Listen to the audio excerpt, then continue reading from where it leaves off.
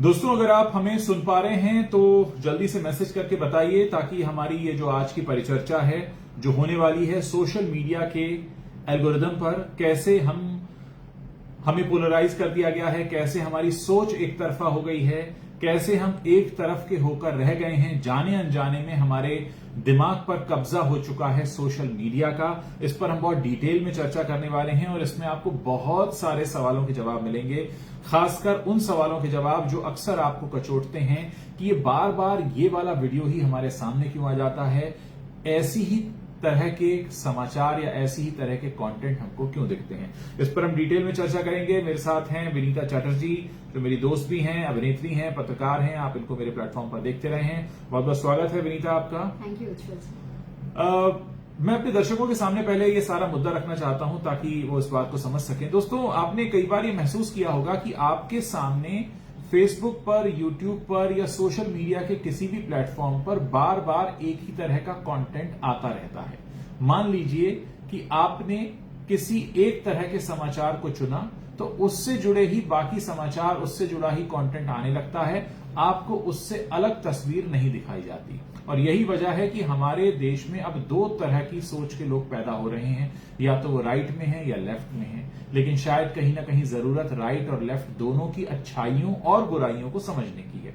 तो ये कैसे होता है खेल सोशल मीडिया का, कैसे हमारी सोच एक तरफा कर दी जाती है, कैसे हमको एक ही तरह का कंटेंट दिखाया जाता है।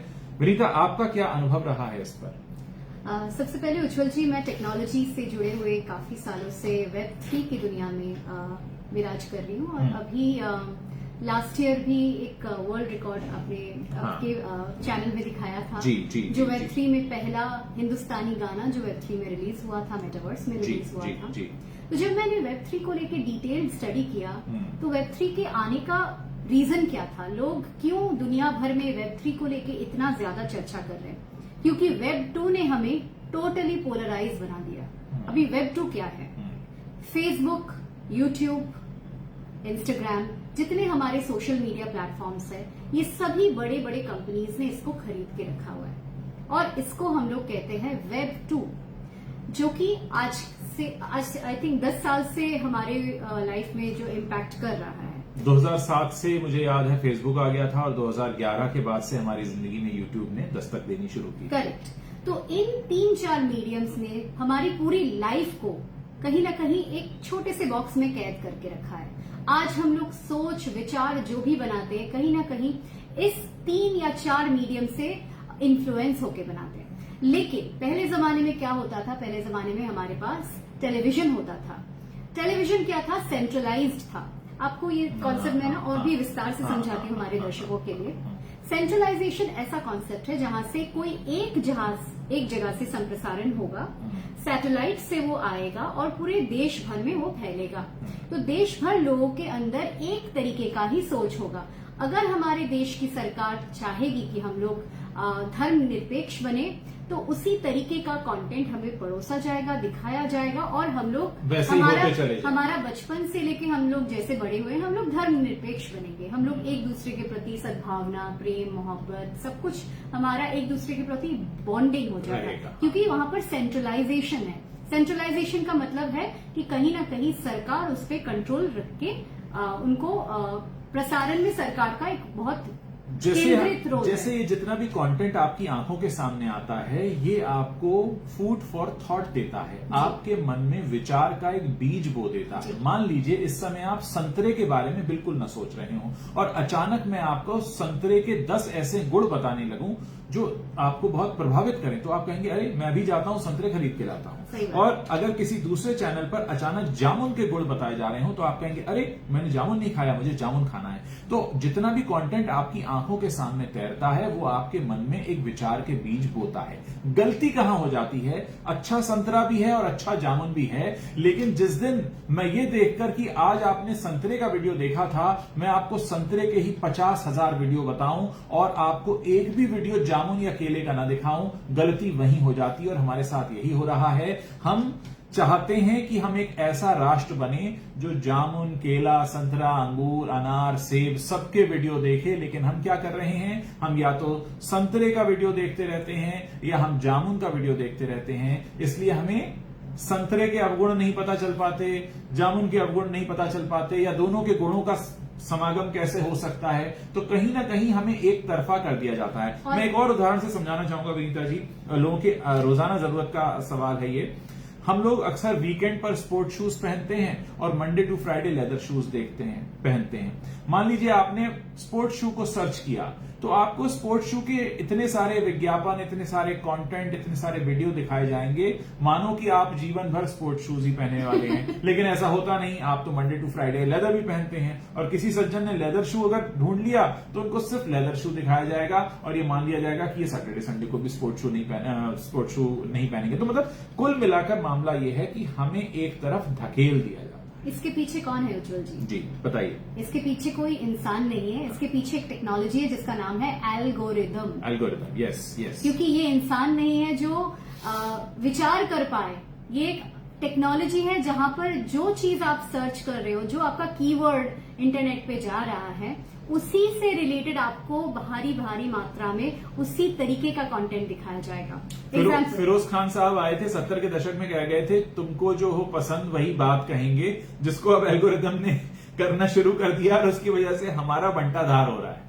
और इससे क्या हो रहा है कि हम लोगों का नॉलेज कभी दूसरे तरफ का स्टोरी देखने का हो ही नहीं पा रहा है। हम लोग कभी भी कॉइन के दूसरे स्वरूप को देख ही नहीं पा रहे हैं। हम लोग सिर्फ एक ही तरीके का स्टोरी देखते जा रहे हैं और ये हमें स्लोली डे बाय डे बहुत ज्यादा नैरो माइंडेड बनाता जा रहा है। हम लोग सिर्फ अपने लाइफ के अलावा, अपनी कम्युनिटी के अलावा, हम लोगों का जो ब्रॉड माइंडेड नेचर होता था when we were growing up, because thanks to the centralization, कहीं ना कहीं सेंट्रलाइजेशन का एक पॉजिटिव इम्पैक्ट भी है कि अगर सरकार चाहे और सरकार में सकारात्मक लोग हैं जो बैठ के हमारे माइंड को उदार बनाए, सब कुछ हमें हेल्प करे कि सब कुछ एक्सेप्ट करे, तो वो होता था सेंट्रलाइजेशन के जमाने में। लेकिन वेब 2 में क्या हो गया? वेब 2 में सिर्फ 3 मीडियम आ गया और मल्टीपल कंटेंट आ गया, लाखों करोड़ों कंटेंट क्रिएटर आ गए जो अलग अलग तरीके के क्रिएशंस कर रहे हैं। अब उसके पीछे का वैलिडिटी क्या है, उसके पीछे का साइंस क्या है, उसके पीछे तत्व क्या है, वो कोई नहीं देख रहा है। सिर्फ कंटेंट परोसा जा रहा है। और एल्गोरिदम क्या कर रहा है, जिस तरीके का कंटेंट आप सर्च कर रहे हो, फॉर एग्जाम्पल अगर आप एक बौद्ध हो, आप लिखोगे बुद्धिज्म, तो आपको जिंदगी भर सिर्फ बुद्धिज्म के फेवर का ही कंटेंट दिखाया जाएगा। yes, अगर आप हिंदू हो, आप लिखोगे हिंदुइज्म, आपको हिंदुइज्म का ही अच्छे कंटेंट दिखाया जाएगा। आप एक मुस्लिम हो, आप लिखोगे इस्लाम, आपको इस्लाम अच्छा है वही कंटेंट दिखाया जाएगा। तो स्लोली ग्रेजुअली आपको अच्छा कंटेंट तो दिखाया जाएगा, लेकिन आपको दूसरी तरफ का अच्छाई या बुराई या उसके एनालिसिस आपको कभी नहीं दिखाया जाएगा। मतलब आप कभी ये नहीं कह पाएंगे कि मैंने दुनिया देखी है, क्योंकि आप एक ही तरीके की लाइन को देख रहे होंगे। जो मैं बात संतरे और जामुन के एग्जाम्पल पर कर रहा था, क्या आप चाहेंगे कि आप जीवन भर सिर्फ एक ही फल खाएं? क्या आप चाहेंगे कि आप जीवन भर एक ही रंग का कपड़ा पहने? क्या आप चाहेंगे कि आप जीवन भर एक ही लकीर पर चलते रहें? नहीं, क्योंकि आप मनुष्य हमेशा एक ऐसा प्राणी है जो जिज्ञासु होता है और जिज्ञासु व्यक्ति हर चीज के बारे में जानना चाहता है, वो डिस्कवर करना चाहता है। आज बहुत से हिंदू हैं जिन्होंने इस्लाम के बारे में पढ़ा, बौद्ध के बारे में पढ़ा, सिख के बारे में पढ़ा, ईसाई धर्म पे पढ़ा। इसी को विस्तार करना कहते हैं। किसी और के बारे में पढ़ना आपको अपने से दूर नहीं करता है। आप अगर किसी सामने वाले की माँ को प्रणाम करते हो, उसका मतलब ये थोड़ी कि आप अपनी माँ को उस दिन भूल जाओगे। आपकी माँ को भी प्रणाम है और सामने वाले की माँ को भी प्रणाम है। लेकिन एल्गोरिदम एक ऐसी टेक्नोलॉजी है जो हमको एक ही तरफ धकेल देती है। ऐसा क्यों होता है, उसके पीछे भी इनका एक व्यावसायिक फायदा है।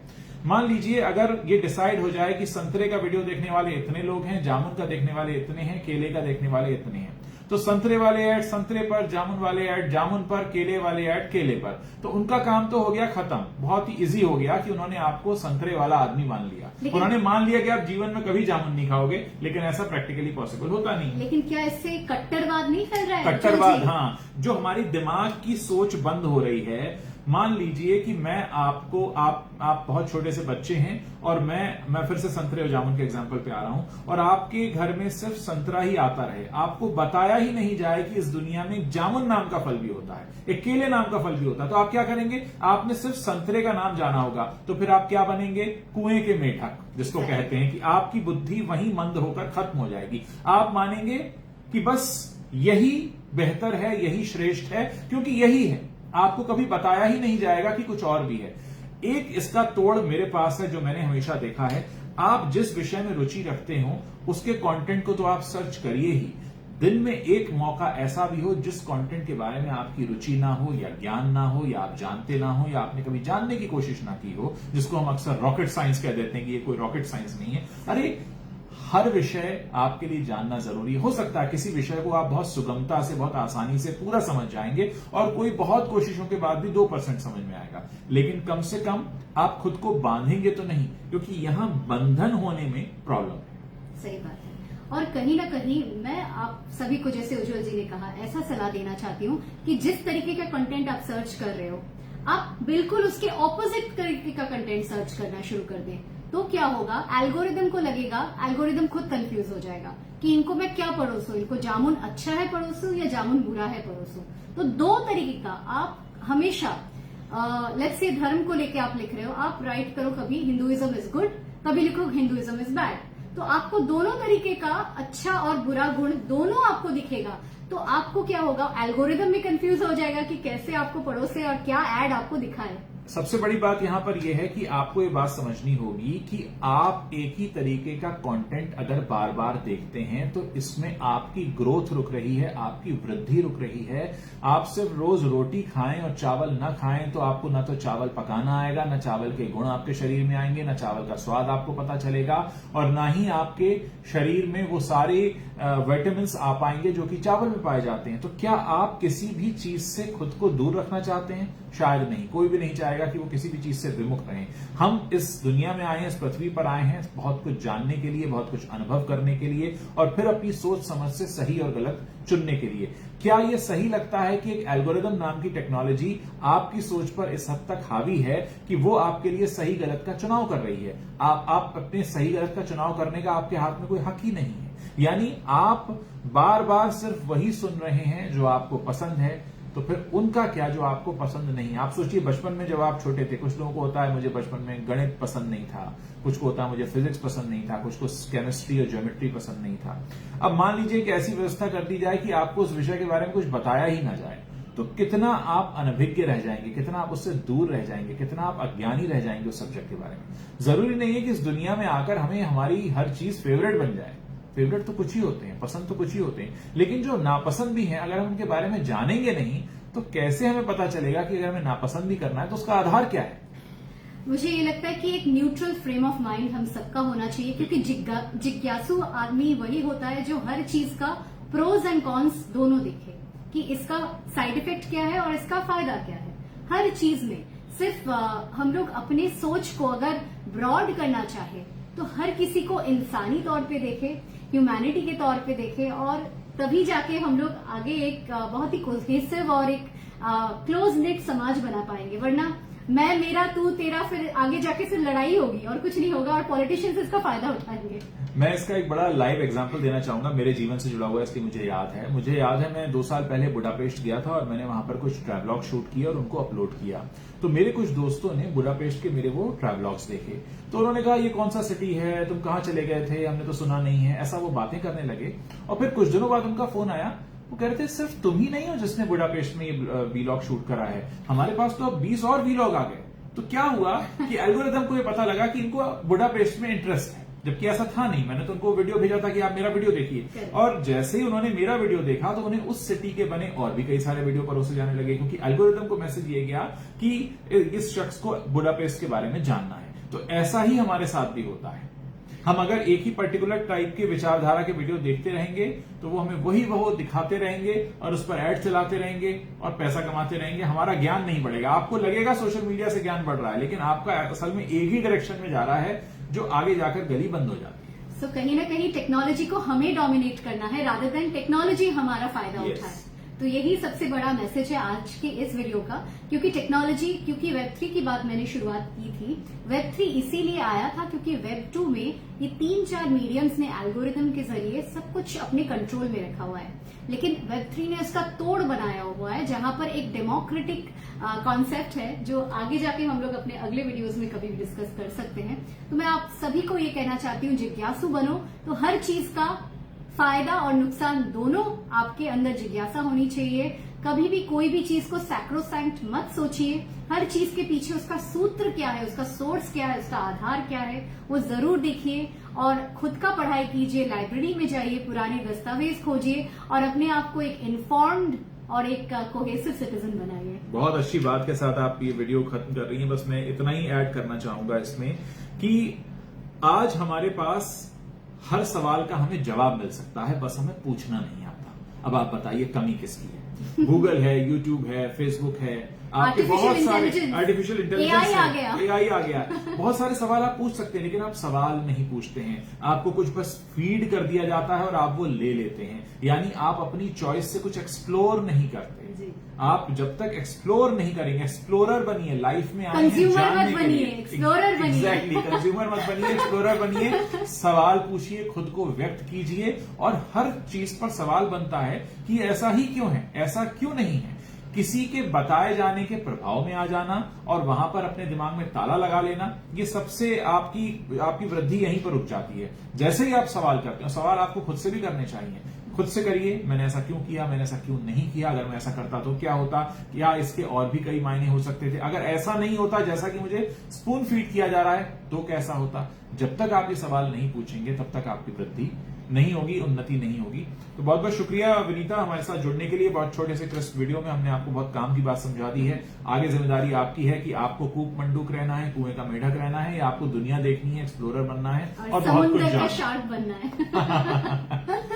Thank you. और ये वीडियो प्लीज शेयर जरूर कीजिएगा अगर वीडियो पसंद आया हो, ताकि ज्यादा से ज्यादा लोग इसको देख सकें। Thank you.